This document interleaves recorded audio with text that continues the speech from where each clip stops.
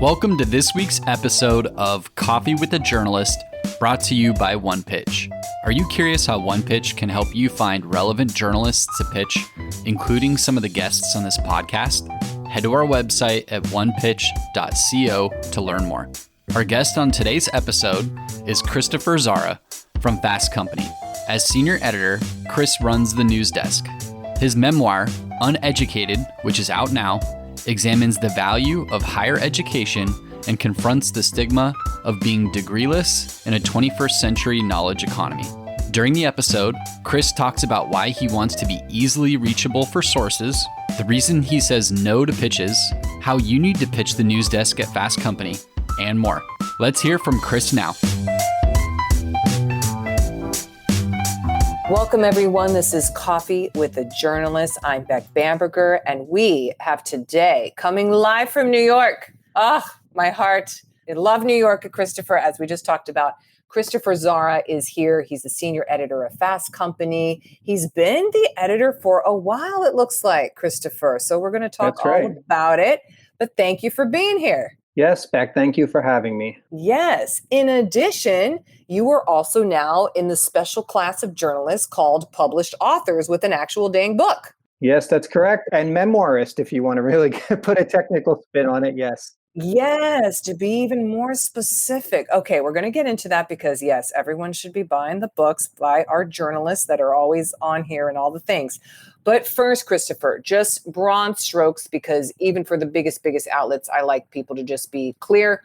What would you say encompasses Fast Company's coverage? So Fast Company is a business publication with, broadly speaking, an eye toward innovation, design, technology, things that move the business world forward, work-life culture, generational conflict at work, anything having to do with whatever the heck Elon Musk is doing today, that usually something we might cover.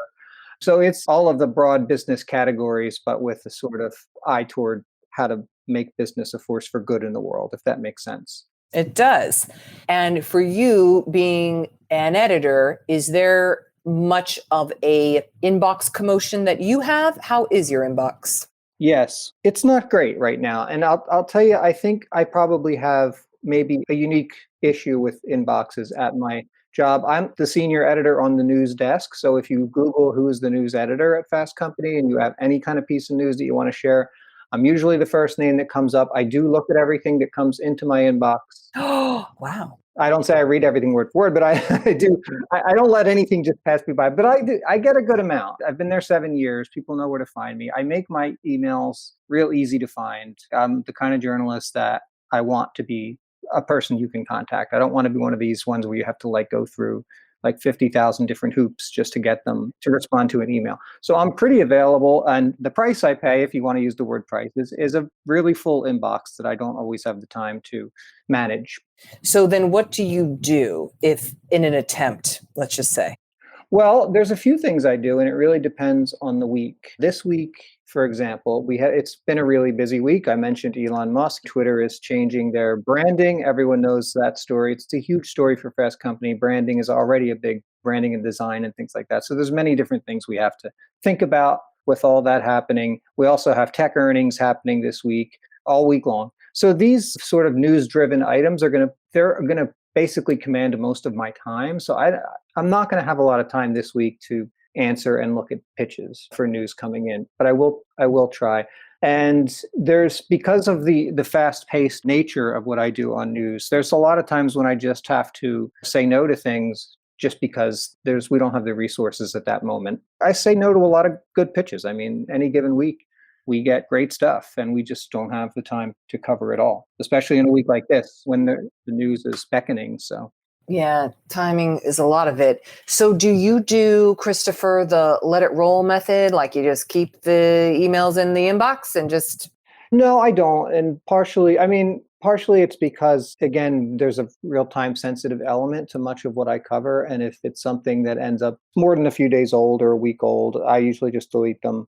I can look at my inbox right now and tell you I have 12,000. 12? I don't know where they go. There's like a hole somewhere, but. God.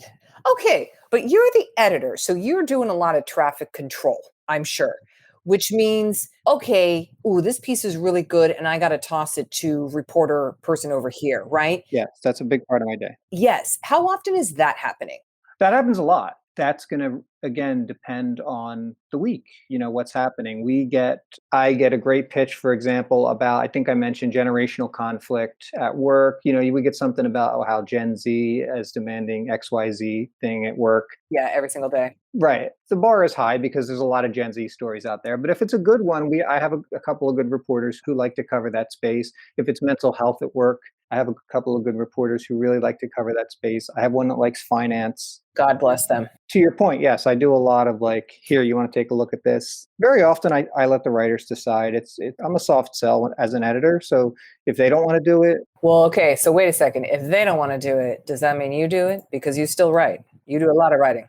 I do. And that happens. I get first refusal, I guess is the word. Yeah. You're like, oh, I want that one. Okay. I would say I still love to write, and I never want to be one of those editors that stops writing. And to keep myself happy, I find the pitches that really delight me the most. And we can talk about some of them. You're already ahead of it. By the way, I must disclose on here for all the publicists listening, Christopher came with ample notes and preparation. Very solid. Very unlike me. Oh, okay. Well, I gotta just give you a round of applause because some people get on here, they're like, oh yeah, what are we doing again? And I'm like, no problem. I got you. But kudos to you. Even though your inbox is thousands and thousands deep, you are ready for this show. So I do love that. Well, since you teed it up, Christopher, let's talk about some of those pitches. What do you like in a pitch from a PR person, not a, let's say, freelancer who wants to write for Fastco?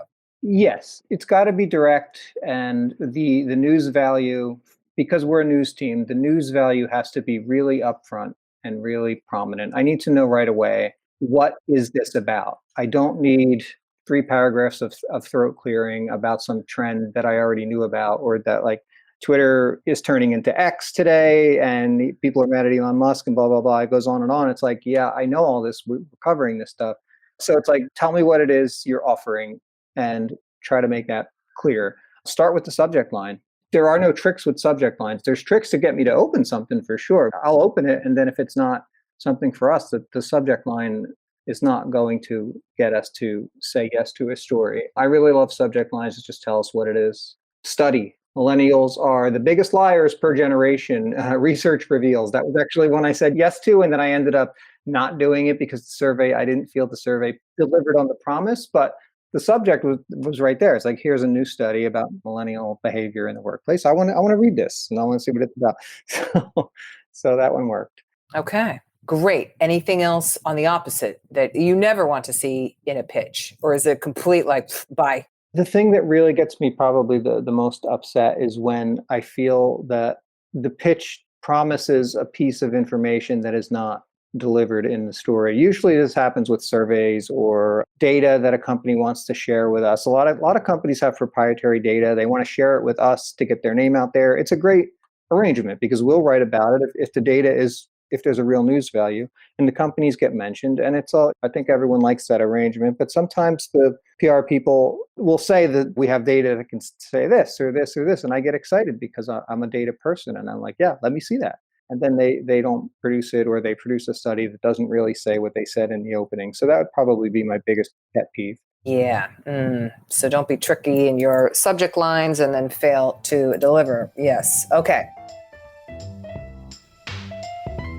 Today's interview will continue after this brief message brought to you by OnePitch.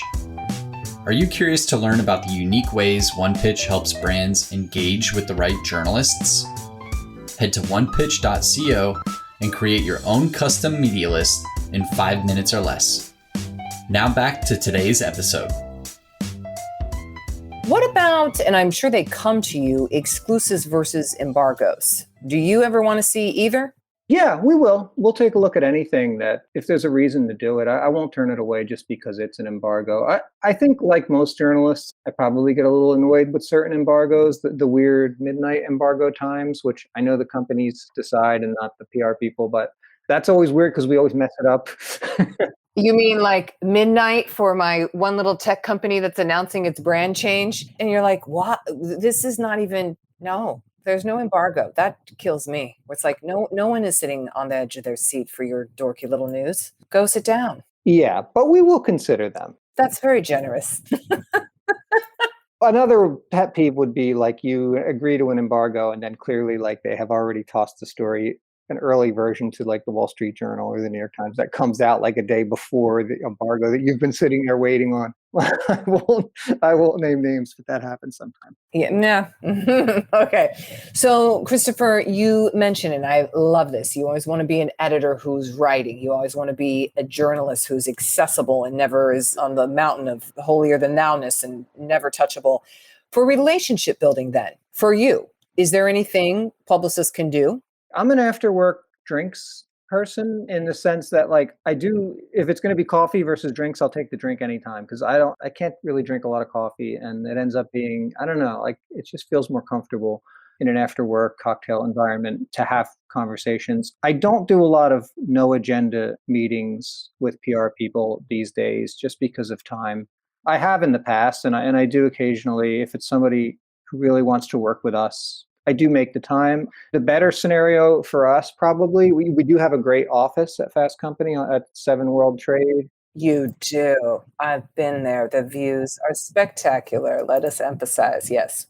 Yeah, and we like to show that off. You know, we want to bring people up. And so if you represent a client, say a CEO is in town, they want to meet with us. We often do that. We have to arrange it with the building people and stuff. But like, No, it's worth it. that's a really good way to develop relationships, I think, because you get to know the PR person and also there's a reason for the meeting. Exactly. Okay. Come visit you in your fabulous office. Old school. Yes, exactly. Old school. I like it. We always give the guests the view that faces outward so they can see the harbor and everything. So, yeah. Smart. Okay. Christopher, I have a rapid fire little question series here. Are you ready? Yes, I am. Okay. First, video or phone interview? I prefer the phone. I usually sound better than I look. Okay. Bullet points or paragraphs? Bullet points can be effective. Good. Short or long pitches? Short. I always hear short, but on a rare occasion, we'll hear someone say, no, I want it spelled anyway. Okay. And well, actually, how short? So short enough to where I can get context and make an informed decision, but not too long that I'm going to not read the whole thing. Images attached or Dropbox zip file? I usually don't want images unless I ask for them, and our software often filters them out anyway. So if you send the images, we usually don't even see them if we don't know you. Oh, email or Twitter DM? Email, please. I try to use Twitter very little these days with all that's going on. Me too, or X, or whatever we're now calling it. Okay.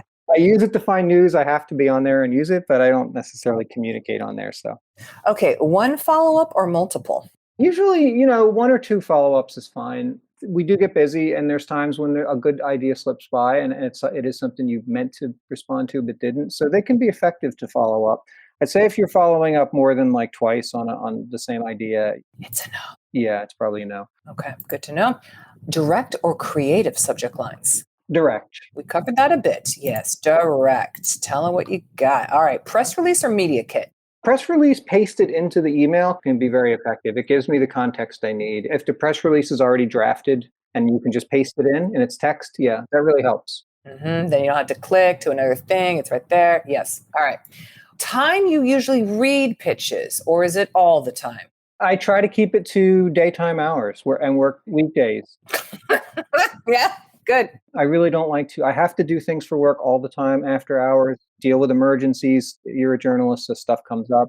But pitches is a workflow thing, and I like to keep it during business hours. I rarely look at a pitch on a weekend. There you go. Who sends one on a weekend? People do. People do. And the thing is, like, I am looking at my inbox because I have to. But also, there's tools to not have this happen these days. So I wonder, publicists. Yeah, you can schedule them, yeah. Yes. Okay. What type of sources do you look for? This is a very broad question, but some people are like academics in chemistry. Yeah, that is a broad question. I mean, if we're still talking about the PR world, there's nothing wrong with a PR person who wants to spill. I can't believe I'm going to say this. Spill a little tea. Spill it, everybody. You heard it here. I can't believe I just said that. I really want to jump out a window now, but I said it because I couldn't think of any other. Yes. Give me a scoop, right? Give me something. The scoops are great, even if you just want to say something off the record that you wouldn't, that you don't want printed. It shows trust when you do that. When you're that kind of so there's nothing wrong with that. I think that I like people who know what's happening. We're news people, so. I met with someone yesterday, and he's this global guru who goes all over the world and talks to presidents. And I was like, what is your strategy in knowing what's going on? And his whole strategy is he just goes to breakfast and lunch with interesting people. I'm like, wow, that's awesome. Anyway, he's not in journalism, clearly. So there's that. Okay. Lastly, Christopher, let's talk about your book and anything else you want to promote. But yeah, talk about your book, Uneducated.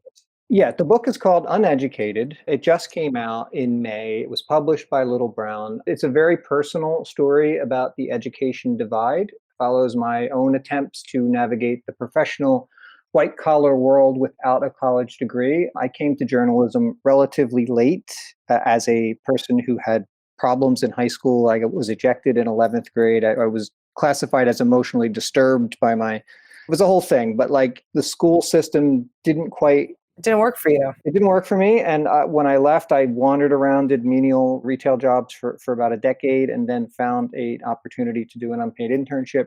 That's how I got into journalism. Working in the business after a number of years, I really started to notice what an anomaly I was. Yeah, you are. Yeah. And it felt like a relevant story to tell from the perspective. There's a lot of books about college, and I wanted to write about college from the perspective of someone who missed out on it, because I really do feel like I missed out on something vital. And if I had to do over again, I might do it differently. But there's a message there about how education is this sort of has a power to shape our identities, even when we don't have the education. So that was the story I wanted to tell.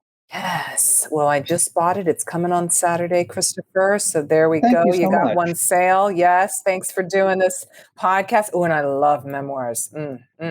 So I'm excited, and I will definitely be writing you back on that. And for everybody listening, we're increasingly doing more community events. So we're doing coffee with a journalist or journalists out and about in various cities. So stay tuned. But also we might be including readings by our journalists, authors of books as well. So Christopher, you're going to be on tap to sell more books as well. So there you go. I'm happy to be there. Yes. Christopher, is there anything else you just want to plug, mention, tout, etc.? To dovetail away from the book for 1 second, read fastcompany.com. Fast Company has been my home as a journalist for the past 7 years, and it's a great publication if you care about tech, if you care about business, if you care about how business and the world around you intersect. We're the place for it. I hope people go check it out. Oh, yes, we will be. Christopher, thank you for doing this today. Congrats on your book. Thank you so much. This was fun. This was fun. And also, as we now all know, take Christopher to a drink and make sure you spill some tea. That's what we learned.